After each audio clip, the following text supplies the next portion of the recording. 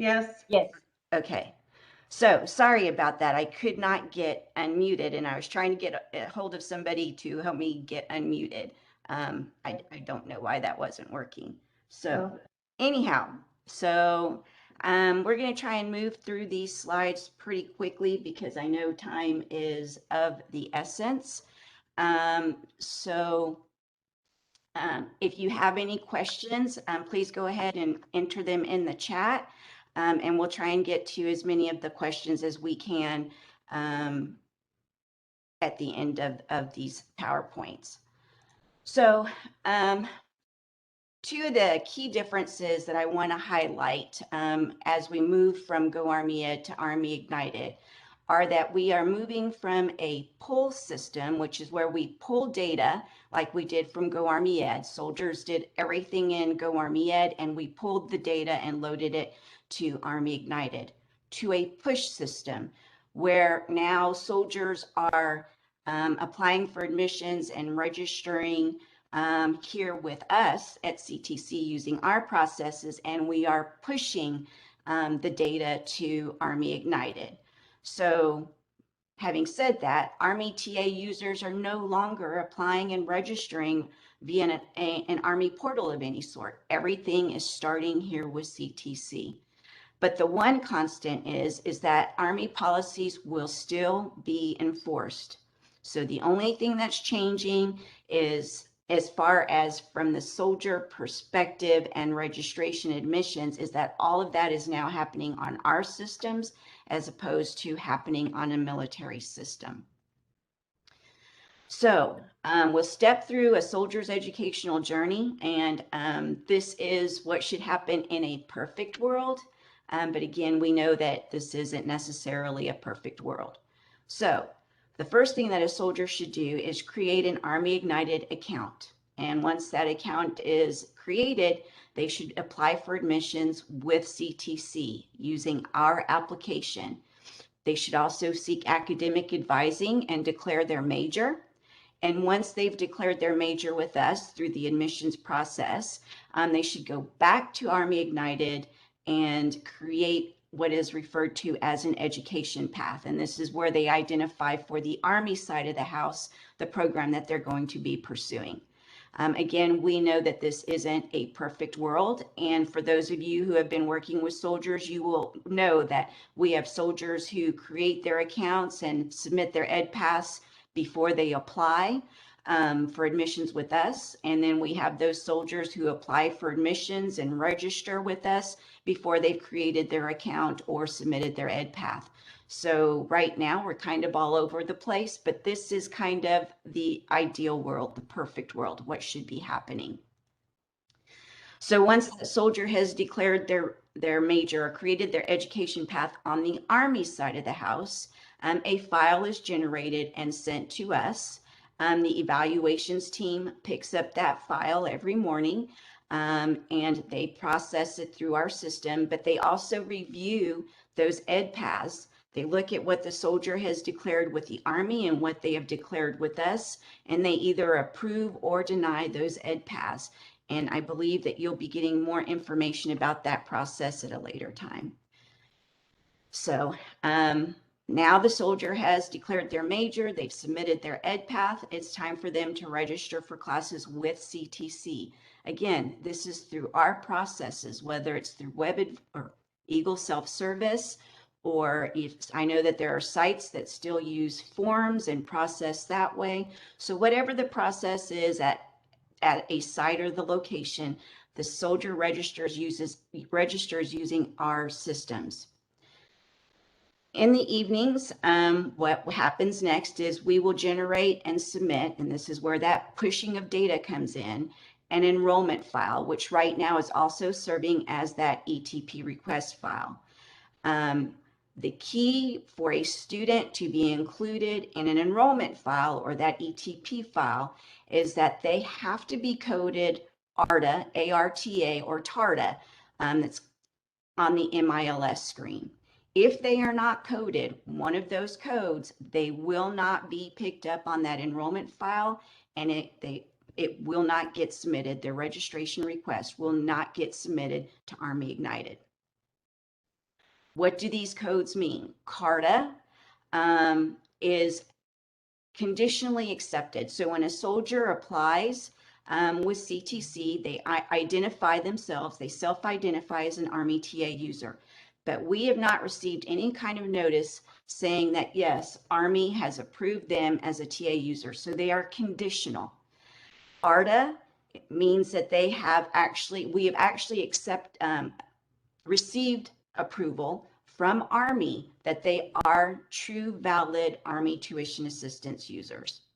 And TARTA are those students who are transient. And again, those are identified through the application process. When they self-identify as a Army TA user and transient, they will be coded TARTA. Where can you find this information? The MILS screen. So this is key, again, because if your student isn't coded ARTA or TARTA, they are not going to be included on that enrollment file. So if you go to the MILS screen, this is where you will find the codes. This student is actually coded CARTA and will not be included on an enrollment file. Here is an ARTA student, and here is a TARTA student. So after we've uploaded the enrollment file, the file will be processed and submitted, and the classes submitted will be posted to the soldiers' respective accounts on the ArmyIgnitED system. If on that enrollment file there are withdrawals or drops, those also will be posted on the soldier's account. So for the enrollments, soldiers will now need to request their TA. So when they see their class on the ArmyIgnitED system, they will need to go through the process of requesting tuition assistance. Some of those requests will be automatically approved, but there are things that have to be in place, such as the student degree plan. And the class has to be listed on the student degree plan, and it has to be listed as not having been fulfilled. If a class is not listed, if a student degree plan is not posted, or if the student has selected a class that the student degree plan indicates as having already been fulfilled, that request moves to a manual approval process and will take a longer amount of time to actually get finalized, because that request goes into their respective education centers a ticket queue. And so an Ed Center counselor will have to pick up that ticket and review the request and then either approve or deny the soldier's request for TA. Some key information to focus on to know when a soldier's request will be available, when their class will be available to request TA.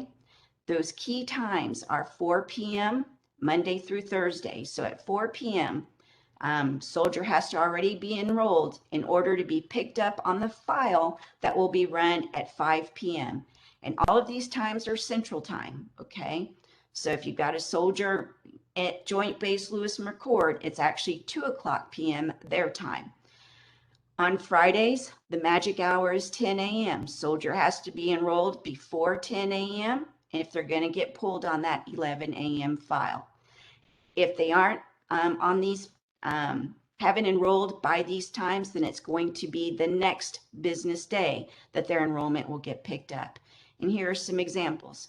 We have a soldier who registers at 3:30 p.m. on Monday, Central Time. The enrollment file will be run at 5 o'clock p.m. Central Time. Their enrollment, their class, should be available for them to request TA on Tuesday. Different soldier, enrollment file is run at 5 p.m., but this soldier enrolls at 10:30 p.m. Central Time. So they've missed Monday's file generation, so they won't be included until the Tuesday file at 5 p.m., which means they won't be able to view their class and request that TA until Wednesday. And this is why we tell everyone it's 1 to 2 business days, because it depends on when that soldier actually processes their registration. On Friday, the file is run at 11 a.m. So if a soldier registers anytime after 10 a.m., because 10 a.m. is actually the hour, and then the files run at 11. So if they register anytime after 10 a.m. on Friday through Monday at 4 p.m., they will be picked up on Monday's file. And then the soldier should be able to view Tuesday. So there is actually almost a 4-day window. It's actually 2 business days, but 4 calendar days before some of these soldiers will be able to actually view and request their TA. So just try and keep those days and times in mind when you're working with your students. We have some great tools available to everyone that the I team has gone above and beyond to create for us to just kind of help us help students. So on the stack screen, one of the key things to look for when you have a question about whether or not a student is his or her class is being picked up on the enrollment file, you can go to stack. And if you have a Y in that AI column, then that class should have been picked up for an enrollment file. If you actually detail in on that screen, hit that magnifying glass, you can select to go to the XAIV screen. This is the AI registry. And again, you'll see some things like this right here. This AI student with the Y tells you it's the same thing as that Y on that stack screen. You can tell if the student is ARDA, TARDA, or CARDA here. You can see the original registration date, which is something that we have to report to ArmyIgnitED. Now you can see on this student, they actually registered on 9/20, but if you go down to the statuses submitted, you see that his enrollment was submitted on the file that was sent on 9/21. So you can come here and you can see, okay, file was submitted on 9/21. Soldiers should be able to view their classes on ArmyIgnitED on 9/22. Sometimes you'll see that the dates are the same. The enrollment date and the status submit date are the same. But in this case, so this has to do with when did the soldier actually register, what time of the day. So also grades will appear here as the grade is posted. There will also be a grade submission date. So you'll know on what file date, the date that the file was submitted with that student's grade. So some good information here that you can do some quick research when needed. So at this point, the enrollment file has been submitted. The soldier should have requested TA. TA was either approved or denied. And now we receive the TA request file. This is the file that tells us if the student's TA request has been approved or denied. And based on that information, that is when the AR team will code the soldier as paid, or the student then becomes self-pay. And now they're going to have to find some other third party or self-pay out of pocket. So your role, in addition to reminding soldiers to create their accounts, their ArmyIgnitED accounts, remind them to submit their EdPaths if they haven't already, and to request their TA after they've registered, is basically to do the same thing that you do with every other student. Assist them with applying here at CTC. Provide them with academic advising, helping them with program selection, class selection, with scheduling. Assist them with the enrollment processes, and that's not just registration, but drops and withdrawals. Help them navigate our systems. You know, we have so many different systems, Eagle Self-Service, Student Planning, Progress, Fast Forward, eForms, and other areas that I'm probably not even aware of, you know, Blackboard. Any of those things that you would normally assist a student with, that is what you would assist these soldiers with as well. We do have the ArmyIgnitED Transition webpage that kind of, again, walks the soldier through their educational journey. We have links to help docs and the various other tools that are available to them. So please feel free to use that. We work very hard to keep it updated. At some point, yes, this transition page will go away, but the information will just be moved into the regular Army pages. So it'll still be available, but it just won't all necessarily be on the same page. So hopefully I moved through that quick enough that we can have some time for questions and answers.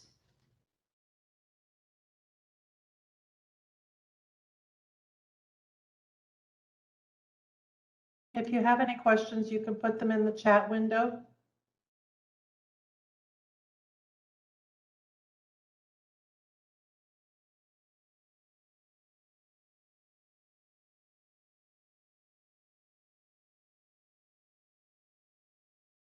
Diana, did you see that question? No, I guess I need to, I can't see, so if you could read it to me. On the XAIV screen, how does the TA approve, deny get updated? That process actually has not yet been tested, I don't believe. But what hopefully will happen is when that TA request file is run, there's a process that the IT team has created for the AR team. When that is run, that should be update. It should update that page, but there is a process. Okay, thank you.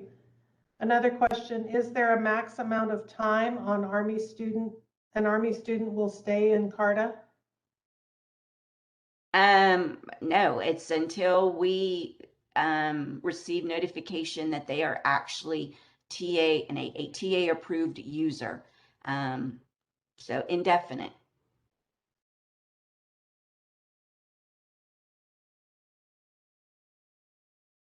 This presentation will be available on the WebEx under Student Services Tools. There will be another presentation probably next first Friday with more information on ArmyIgnitED. But we will post this PowerPoint along with the recording of this session on the Student Services Tools WebEx page. If a student is coded CARTA, but then is flipped to ARTA, should the student's enrollment be sent out in the next file? Yes. It's, depending on when it gets flipped, again, it will determine on what day. But yes, once a student's status is changed from CARTA to ARTA, it should be picked up on the enrollment file. Okay. But keep in mind that Army policies still apply. So if you're talking about a backdated, as an example, if today a soldier's status gets changed from CARTA to ARTA and you're looking for a class that started in September, that is not going to help the soldier as far as getting TA. Okay, another question. If a student, did I miss a question? I'm sorry. How does a service member create an account in ArmyIgnitED? The short version. I cannot really address that. We do have I can read to you what is published by ArmyIgnitED, but like GoArmyEd, we do not have the soldier view. So the document is on that transition webpage of how they are supposed to do that. But as far as me trying to walk you through the process, it would be me reading that document to you. Okay. If student does not take care of TA side, how long before they are dropped? Just like every other student who registers, they have 5 business days to take care of payment. Having said that, let me also qualify that with right now, the ETP process, as long as the soldier is picked up on the enrollment file, we are holding them in classes. But once that the ETP process is stopped by headquarters access, then that 5-day window, business day window will be enforced. And that is institutional. That is, that's institutional across the board. And on that same subject, are they notified when they are dropped? Again, that's an institutional procedure. I am not sure if AR team is notifying.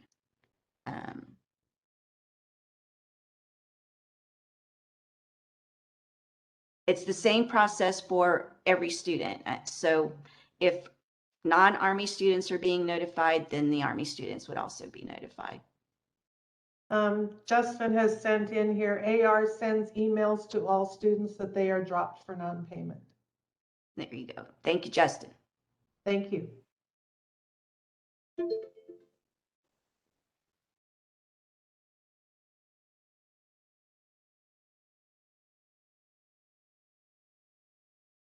Well, thank you, Diana. You've provided a lot of information. You're welcome.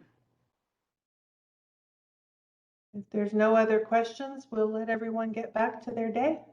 Oh, here's one more. How does the process work when we are enrolling the students ourselves? I'm not sure that I understand the question, but the key is the student being registered. It doesn't matter what process is used, whether it's WebAdvisor or somebody manually registering them. The key is that the student is registered.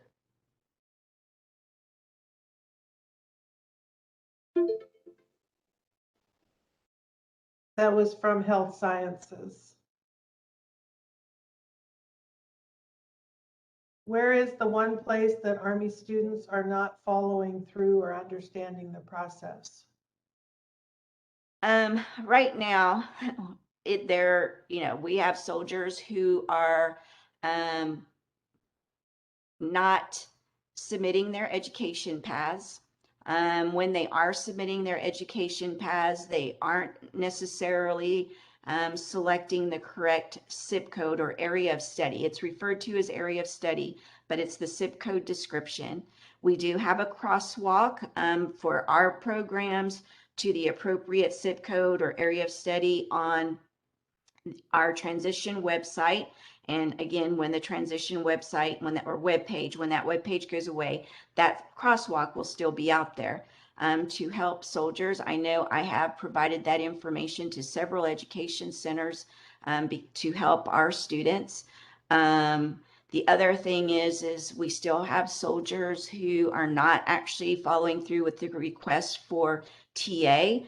Some of it is that they don't have the ability to. The system, again, everyone needs to keep in mind, this system is not 100% functional.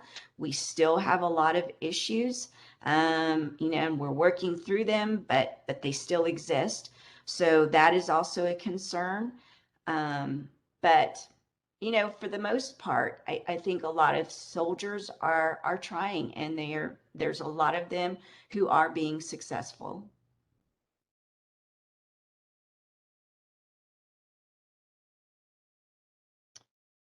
Okay, I think we've enough time. Yeah. So I got a message as well that for how to create an ArmyIgnitED account, the soldier can go to ArmyIgnitED.com. There are help docs available as well. If you could send those to me, Diana, maybe I can put a link to that on the page when I put up the PowerPoint. Well, you can put up the transition web page. The links Okay. are there. I mean, those documents, there are links to those documents there. Okay, I've got one more chat here. A short answer for creating ArmyIgnitED. Use start here, either one works. Opens to a page, use create account. Then they need to provide the military email. They need to log in with their military email and get the hyperlink. I hope that made sense. I was just reading. Yeah. So hang on just a second. Let me see if I can get out of this. Okay, let me share here real quick. Okay. Can you see my website? Yes. Okay. So if you come down here to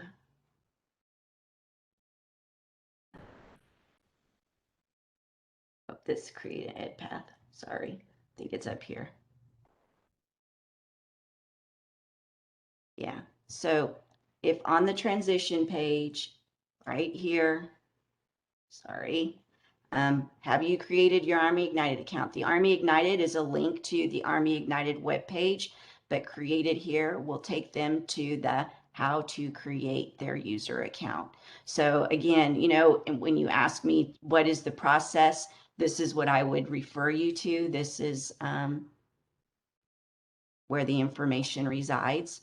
And so there's also, I think, oh, up here is this note. This bounces like this about using the military account that is associated with their CAT card. There's also some recommendations on networks.